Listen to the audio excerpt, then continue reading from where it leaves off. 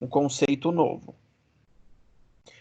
Uma das maneiras, gente, de perceber a heterogeneidade, né? Heterogeneidade constitutiva, ou seja, a presença de outros textos, né, anteriores, de outras falas anteriores no discurso, é por meio de um recurso chamado intertextualidade. O que é intertextualidade? É quando um texto produzido dialoga, lembra, por alguma razão, com outro texto. Então, aquele que nós vimos lá da Bayer. Se a sua mãe tivesse tido dor de cabeça naquele dia, você não nasceria. Veja, esse é um texto que estabelece uma intertextualidade, um diálogo, uma outra relação com um texto anterior, que é o texto: hoje nós não vamos transar porque eu estou com dor de cabeça, por exemplo, né? Que é um texto que não necessariamente tenha uma única origem, não tenha sido dito por uma única pessoa, mas é um texto que circula, né? Um discurso que circula naturalmente. Eu vou colocar para você, vou compartilhar a minha tela aqui, porque aí nós vamos ver como é que essa intertextualidade também aparece em alguns anúncios publicitários. Espera aí, deixa eu colocar aqui. Bom, olha lá. Veja que interessante nesse caso, que aqui aparece também a intertextualidade, não apenas com palavras, com texto escrito, mas com imagens. No caso desse anúncio de perfume, né, de O Boticário, veja que a intertextualidade se constitui pela imagem. O quadro que está mais à direita da tela é um quadro pintado pela Tarsila do Amaral. É um autorretrato da Tarsila do Amaral, que todos vocês devem se lembrar, é uma artista plástica brasileira do começo do século XX. E o que está do lado, né, o anúncio que está do lado, é uma reprodução feita pelo Boticário de um perfume chamado Tarsila, que a homenageia. Veja que entre o quadro e o anúncio existe uma relação direta sendo constituída pelas imagens, pelas cores, pelo tipo de roupa, pela semelhança física, né, entre a pintura e o retrato. Portanto, nós temos aí um exemplo de intertextualidade. Um texto ou uma imagem que se constrói a partir de uma outra que é anterior. Esses dois exemplos de baixo, vocês já viram, eu já mostrei para vocês em outros momentos.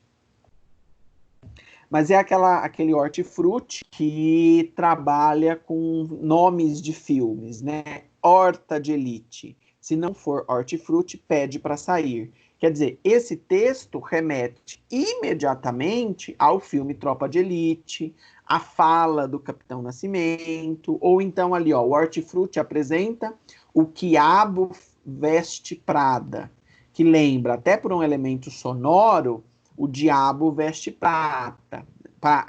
Veste Prada.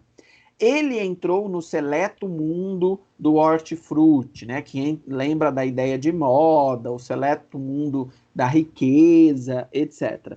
E nesse em particular aparece ali também, porque a resolução da imagem está um pouco melhor do que a outra, o moto desse hortifruti, que é: aqui a natureza é a estrela, né, que já é uma metáfora, quer dizer, a natureza não é uma estrela, mas está trabalhando com a ideia de que a natureza está ali no lugar de uma super, né, de uma estrela, de alguém em volta da qual tudo se gira.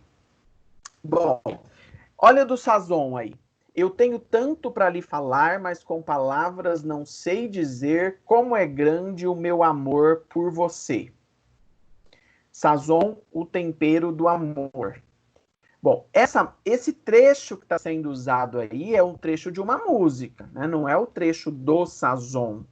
Claro que o Sazon, para poder utilizá-la, precisou pedir autorização, comprar os direitos autorais, etc., porque nesse caso está sendo, inclusive, exatamente a letra da música como no original. Mas perceba, é um exemplo de intertextualidade, porque esse texto dialoga com o texto anterior. Esse anúncio que está do lado aí, que foi um anúncio que saiu no jornal do Rio de Janeiro, é de uma cerveja chamada Rio Carioca. Isso saiu no ano passado,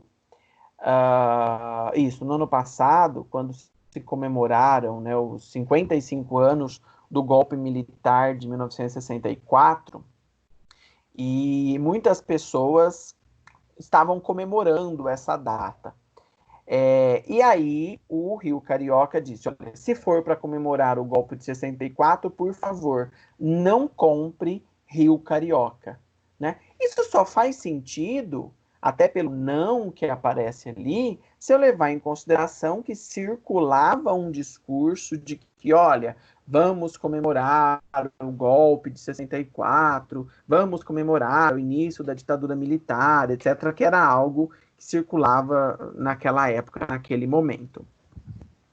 Muitas vezes, gente, essa intertextualidade, essa relação com outros textos, dá origem ao que nós chamamos de ironia. Né? O que é ironia?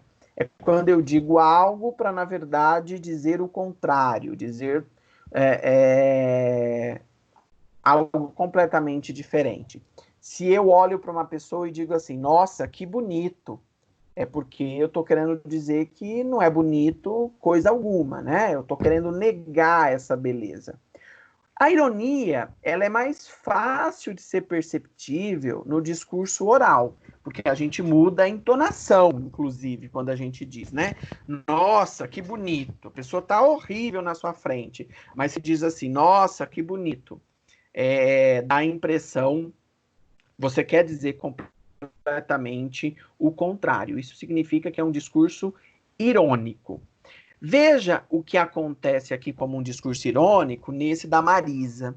Isso apareceu, pessoal, naquela época do julgamento do Lula, etc., em que era muito comum as pessoas falarem que a culpa era da Marisa, né, que era a mulher do Lula que já estava morta. Então aí a Marisa, a loja Marisa, disse assim, ó, se sua mãe ficar sem presente, a culpa não é da Marisa. Isso só produz sentido se eu pensar em termos irônicos, né? Porque eu estou aproveitando o discurso anterior, ou seja, o discurso que dizia que tudo era culpa da Marisa, para dizer, olha, o presente da sua mãe não é culpa da Marisa se ficar sem, porque na Marisa tem muitas opções de presente. Esse da Renault, do lado, é também muito interessante, porque olha lá, até quando você vai aceitar isso, né? E parece que tudo está girando em torno dos dois rapazes ali, que poderia denotar uma relação homoafetiva. E aí o texto diz assim, se você acreditou que o problema da foto acima era o relacionamento afetivo entre dois homens, então você precisa rever os seus conceitos de certo e errado. Estudos mostram que não usar o cinto de segurança causa riscos, já que ele reduz consideravelmente o impacto do corpo contra objetos internos do carro em caso de acidentes, enquanto as escolhas de relacionamento não fornecem risco ao trânsito. Desconstrua seus preconceitos, conscientize e se torne o trânsito mais seguro para todos. Né? Percebam, existe um diálogo com uma fala que é do dia a dia, né? Uma fala que, por exemplo, diz que homossexualidade de dois homens, relação entre dois homens é prejudicial, é ruim, etc. E existe uma outra fala que nega isso, evidentemente ali a marca, inclusive, se aproveitando para fazer aquilo que a gente chama de marketing social. Né? Mas isso só existe, isso só é possível porque se constrói a partir de um discurso anterior. Uma outra forma de estruturar o texto publicitário, que está presente também como uma forma possível de estrutura, é aquilo que nós chamamos de transgressão normativa. O que é transgressão normativa? É quando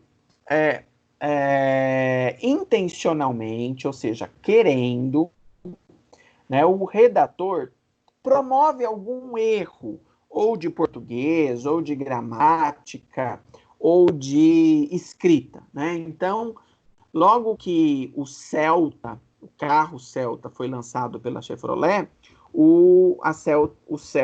a Chevrolet utilizou o Cebolinha.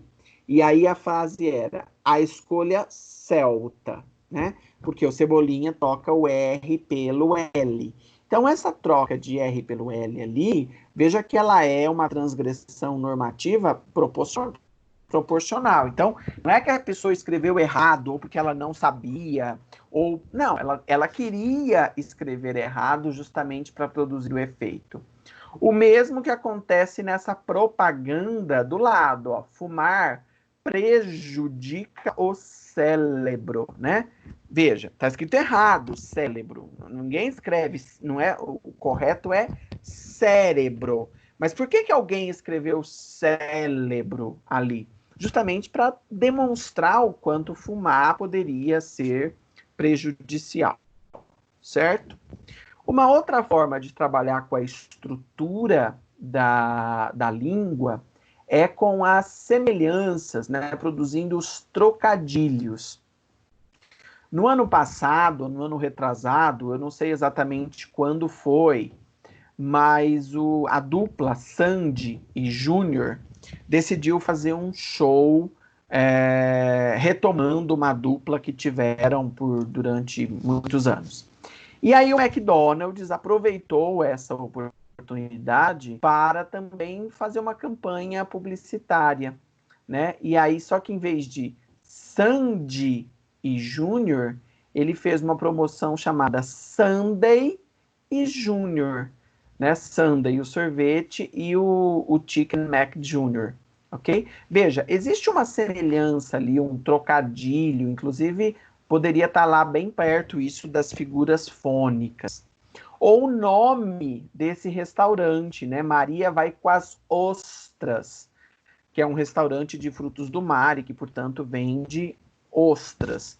Maria vai com as ostras, que lembram Maria vai com as outras. Perceba aí também a presença desse discurso outro, né, dessa heterogeneidade constitutiva. Isso só produz sentido se eu lembrar do Maria vai com as outras. Alguém, por exemplo, que não saiba português, né, ou que esteja aprendendo português, quando olhar para o nome desse restaurante, Maria vai com as ostras, talvez não faça essa relação que nós fizemos aqui, do Maria vai com as outras, porque conhece menos da língua, né? Tem menos elementos para fazer esse tipo de análise, tá?